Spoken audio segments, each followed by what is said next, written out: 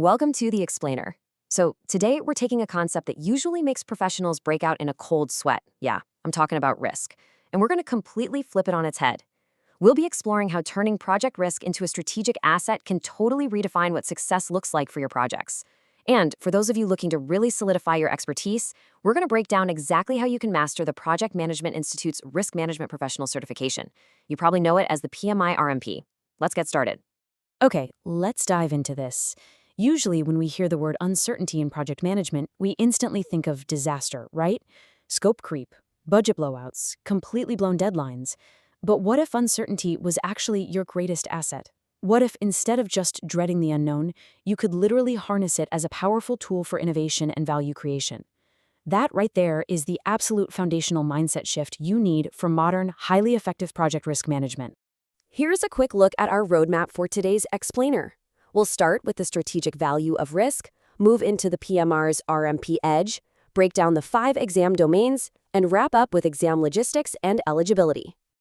All right, part 1, the strategic value of risk. Let's look at how it goes way beyond just managing threats. So the crucial point here is a massive paradigm shift.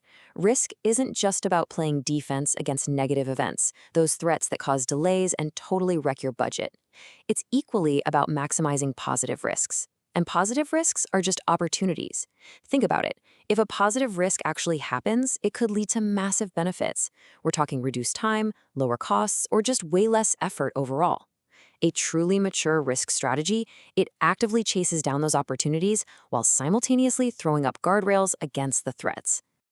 And when you actually embrace this dual approach, you empower your whole organization to anticipate change rather than just constantly reacting to it. It's a real game changer for your decision-making processes.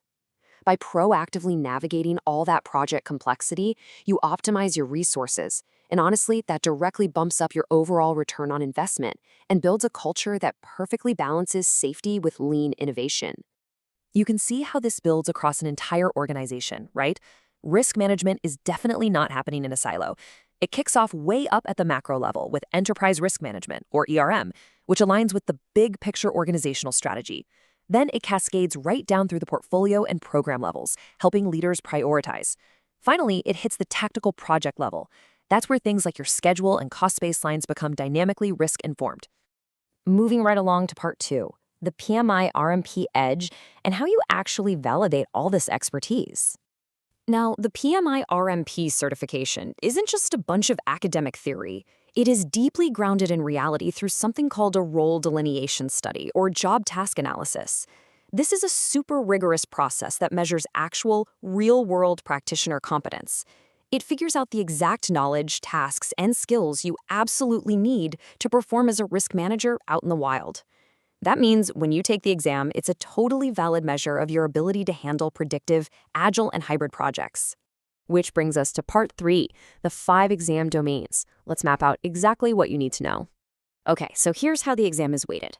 The heavy hitters, risk identification and risk analysis. They each command 23% of the questions.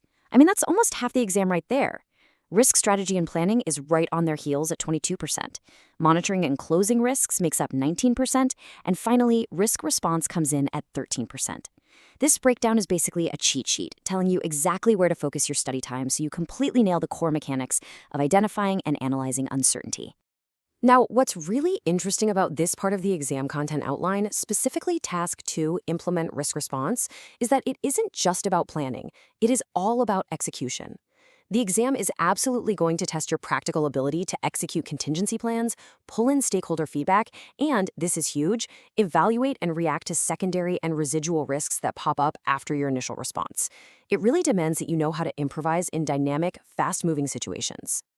Actually, let me clarify a really important point here. The exam does not segregate different project management methodologies into their own little corners. Predictive, agile, and hybrid approaches are fully integrated across the entire spectrum. You're going to get questions testing your risk skills in all 3 environments, spread across all 5 domain areas. You literally have to be adaptable, whether you are running a super strict waterfall project or a fast, flexible, agile sprint. All right, final section, part 4, exam logistics and eligibility. Let's talk about the practical path to getting certified. This matrix makes the eligibility requirements pretty straightforward. It all hinges on your education. Got a secondary diploma? You'll need 36 months of project risk experience within the last 5 years, plus 40 hours of formal education. Got a 4-year degree? That requirement drops to 24 months of experience and 30 hours of education. But check out that special fast track advantage at the very bottom. If you hold a degree from a GAC-accredited program, you get a massive 12-month experience credit. You only need 12 months of experience and 30 contact hours. That is a huge shortcut. So, once your application is approved, what's next?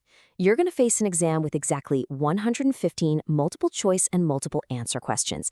But here's a fun fact. Out of those 115, only 100 are actually scored items that determine if you pass or fail. The other 15? They're unscored pretest questions hidden randomly throughout the exam. PMI basically uses those to test the waters and validate questions for future test takers. And to tackle the whole shebang, you are allotted exactly 2.5 hours. The cool thing is, you've got flexibility.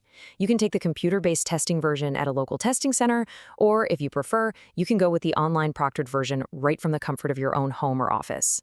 Either way, you get that same 2.5-hour window to show them what you're made of. Well, we've covered a lot of ground today. We explored the massive strategic value of turning threats into opportunities, and we broke down the exact pathway to validating those skills through the PMI-RMP certification. The tools, the frameworks, they're all right there, waiting for you to master them. So the only question left to ask yourself is, how will you manage complexity in your next project? Are you going to let uncertainty dictate your outcomes, or are you going to step up, get certified, and make uncertainty your absolute greatest asset? Thanks so much for hanging out with me for this explainer, and I really hope this leaves you fired up to take that next big step in your career.